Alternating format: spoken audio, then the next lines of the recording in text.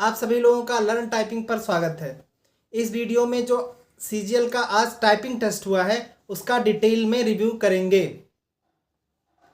और आपने कितना स्ट्रोक किया है उस बेस पे आप पास होंगे या फेल, इसकी भी लास्ट में चर्चा करेंगे। तो चलिए शुरू करते हैं। सबसे पहले कुछ लोगों ने बहुत बड़ी गलती कर दी है। पैसेज ख़त्म होने के बाद उन्होंने रीटाइप कर दिया है और आपको ऐसा नहीं करना है। आपका पैसेज कंप्लीट होता है तो उसके बाद आप उसमें जो एरर है उसको चेक करिए और उसका करेक्शन करिए। तो रीटाइप वालों का क्या होगा वो भी लास्ट में बताएंगे। तो आपको रीटाइप नहीं करना है। अब जब आप एग्ज़ाम देने जाएंगे तो एक्चुअल टेस्ट होने से पहले 10 मिनट का आपका मार्क टेस्ट होता है। मार्क टेस्ट में आपने द क्विक ब्राउन फॉक्स वगैरह टाइप करके देख लिया कि कीबोर्ड सही से चल रहा है। जिसका नहीं चल रहा है वो तुरंत कंप्लेंट करके चेंज करवाएगा। उसके बाद 3 मिनट का ब्रेक होगा, फिर एक्चुअल टेस्ट चालू हो जाएगा। तो सबसे पहले आपका जो पैसेज आया था वो एक ही पैसेज था। एक ही पैसेज स्टार्टिंग से शुरू हुआ था और एकदम लास्ट तक जाके ख़त्म हुआ था। तो ऐसे में जब एक ही पैसेज है तो इंटर का यूज कहीं भी नहीं करना था। कुछ लोगों के दिमाग में ये भी रहता है कि सर हर लाइन के बाद इंटर प्रेस करना है क्या? नहीं, एक ही पैसेज है तो कहीं भी इंटर का यूज़ नहीं करना है। टैब का भी यूज़ नहीं करना था क्योंकि एकदम स्टार्टिंग से पैसेज चालू हुआ था, कुछ वहाँ पे स्पेस नहीं था। तो इंटर और टैब का यूज़ नहीं करना है। आगे आपका जो फॉन्ट साइज था वो लगभग जैसा हमने बताया था उतना ही था। typingbawa.com पे जो करते होंगे उससे थोड़ा सा छोटा था, लेकिन विजिबिलिटी वगैरह ठीक थी। 3 बार आपको स्क्रॉल करना था। और अगर पैसेज की डिफ़िकल्टी लेवल की बात करें तो पैसेज नॉर्मल था। नॉर्मल का मतलब ये है कि ना बहुत ज़्यादा इजी था और ना हार्ड था। उसमें कभी कभार जो एसएससी देता है रेयरेस्ट केस में 1-2 नंबर्स थे, तो 2 नंबर्स थे, आप जो है फिंगर्स ऊपर उठा के ले जाइए, प्रेस कर दीजिए, वो आपसे प्रेस हो जाएंगी। और इसके बाद जो कुछ लोगों को प्रॉब्लम आई है, किसी किसी सेंटर पे कीबोर्ड हार्ड मिला है, कहीं तो एकदम बहुत अच्छा कीबोर्ड मिला है, लेकिन किसी किसी सेंटर पे कीबोर्ड हार्ड था। हार्ड होने से क्या होता है कि आपकी स्पीड थोड़ा डाउन होती है जिन्होंने प्रैक्टिस नहीं की है। तो आप अपने सेंटर का पता करवा लीजिए कि वहाँ पे कैसा है। नहीं तो ऑलरेडी अगर हार्ड पे भी आपकी प्रैक्टिस रहेगी तो फिर ज़्यादा फर्क नहीं पड़ेगा। आप लोगों के दिमाग में ये भी आता होगा कि सर यहाँ पे हमारी जितनी है क्या वहाँ पे उतनी आ रही है या फिर बहुत ज़्यादा डिफरेंस क्रिएट हो रहा है। तो हमने जितने लोगों से बात की लगभग 1-2 वर्ड पर मिनट का अंतर उनका आया था, और नहीं तो जितना वो घर पे मान के गए थे लगभग एग्ज़ाम में भी उन्होंने अच्छा ही किया है, वैसा ही परफॉर्मेंस रहा है। 1-2 वर्ड पर मिनट का मामूली सा अंतर हो सकता है, कुछ लोगों का बहुत अच्छा मिलेगा तो वो बढ़ा भी सकते हैं परफॉर्मेंस। लेकिन सेफ्टी के लिए आप जितनी स्पीड हो सके उतना बना के जाइए ताकि एग्ज़ाम में कोई भी प्रॉब्लम ना हो। ठीक, तो जिनकी स्पीड मान लीजिए अच्छी थी उन्होंने क्या किया, पैसेज को कंप्लीट कर लिया और उनके पास समय बच गया। किसी के पास 1-2-3-4 मिनट ऐसे करके बच गया। तो जब बच जाएगा आपका टाइम, उसमें पैसेज को चेक करना है कि कहाँ पे एरर्स हैं, उसको ठीक करना है। ठीक, जैसे ऊपर का स्क्रॉल हुआ था 3 बार, तो आप टाइप करते हुए जब कंप्लीट कर लेंगे तो इसको भी स्क्रॉल कर सकते हैं, और स्क्रॉल करने के बाद आपको जहाँ कहीं भी गलती दिखेगी आप उसको करेक्ट कर सकते हैं। जिनके पास समय कम बचता है, मान लीजिए 1 मिनट, उनको क्या करना है, ऊपर और नीचे दोनों को चेक नहीं करना है, नहीं तो बहुत टाइम लग जाएगा। 1 मिनट बचा है तो आप जो जो टाइप किया है आपने उसको एकदम तेज़ी से ऐसे देखते चले जाइए, पढ़ते चले जाइए, और जहाँ कहीं कमी होगी वो आपको पता चल जाएगी। तो आप ऐसा कर सकते हैं समय बचता है तो। और आगे जिनकी स्पीड उतनी नहीं थी, अभी कम है, वो भी पास हो सकते हैं। ये ज़रूरी नहीं है कि 27 वर्ड पर मिनट हो। पिछली वीडियो में भी हमने बताया था और हुआ भी ऐसा है, कई लोगों का पूरा नहीं हो पाया है पैसेज। वो किसी वजह से, या तो एक वजह उनकी ये रही कि कुछ लोग लाइन मिस कर दिए, एक लाइन मिस हो गई तो उनका 60-70-80 ऐसे की स्ट्रोक कम पड़ गए, और कुछ लोग टाइप करते गए, उनका पूरा नहीं हो पाया। तो आइए इसी पे बात कर लेते हैं कि जिनका पूरा नहीं हो पाया है, क्या वो लोग पास होंगे या नहीं। तो देखिए, वो लोग भी पास हो सकते हैं। जो एसएससी का क्राइटेरिया है वो आपको पता ही है कि हायर क्वालिफाइंग स्टैंडर्ड्स उन्होंने बताया नहीं है। तो हायर क्वालिफाइंग स्टैंडर्ड्स में ये मान के चलते हैं कि 5 और 10% की एरर अलाउ कर सकते हैं।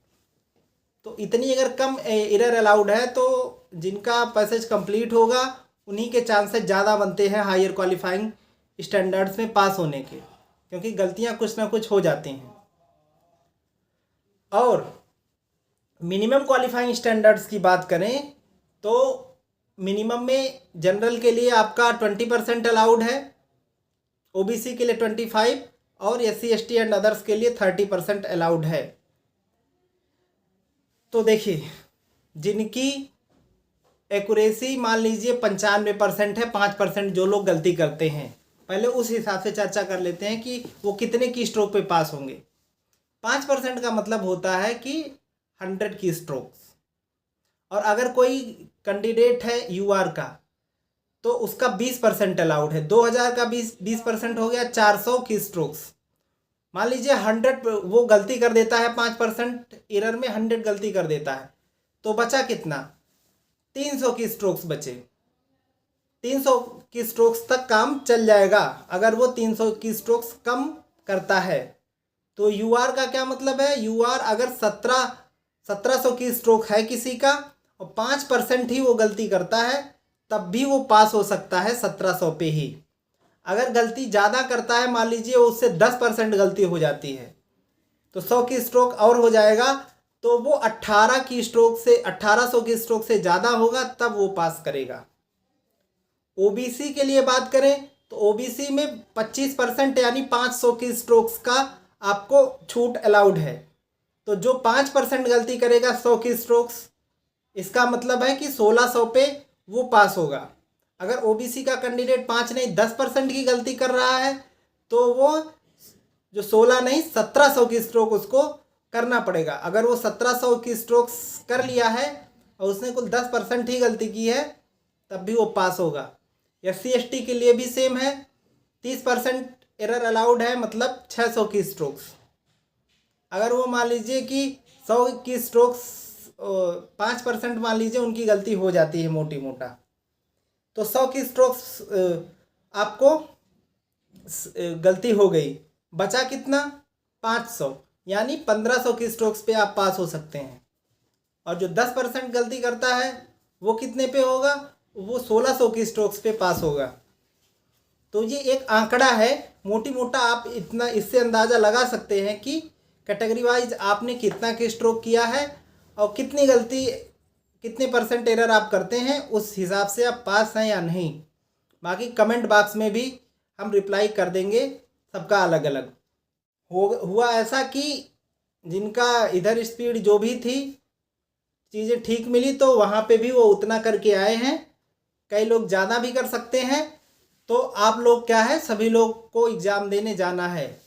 एग्ज़ाम में अपना बेस्ट दीजिए जितना हो पाता है। हो सकता है आप क्वालिफाई कर जाएं, स्पीड कुछ ही हो। और जो समय बचा है अभी, अगर 3-4 दिन किसी के पास समय है तो उसमें वह प्रैक्टिस करे और अपनी स्पीड बढ़ाए। स्पीड बढ़ा के जाएगा तो वो पास हो सकता है।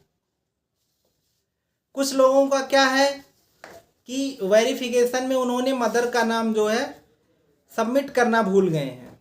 तो जिनका मदर का नाम सबमिट जिन्होंने नहीं किया है वो नॉर्मली ऑटो सबमिट हो जाता है। तो आप लोग भी ध्यान दीजिए, जिनका अभी नहीं हुआ है वो मदर का नाम वेरिफिकेशन में अगर आता है तो आप उसको सबमिट कर दीजिए।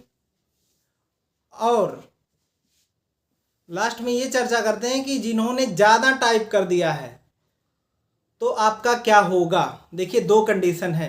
एसएससी ने ऑलरेडी बोल रखा है कि आप कुछ भी उसमें अगर ऐड करते हैं तो मिस्टेक कैलकुलेट की जाएगी, डायरेक्ट आपको फेल नहीं किया जाएगा। जितने वर्ड या जितने की स्ट्रोक्स आपने एक्स्ट्रा किए हैं वो मिस्टेक कैलकुलेट की जाएगी।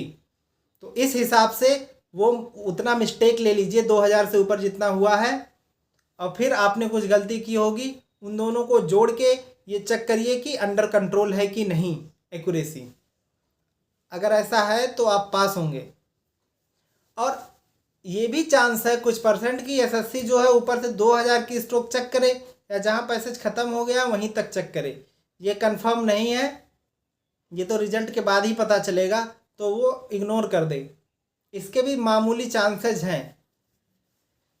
और बाकी क्या हो सकता है, आपने जितना ऐड किया है उतने स्ट्रोक की एरर होगी। तो हमें लगता है कि मोटी मोटा जो आपके डाउट्स हैं वो इस वीडियो में कवर हो गए हैं, लेकिन अभी भी कई डाउट होंगे, आप उसको कमेंट में डाल सकते हैं,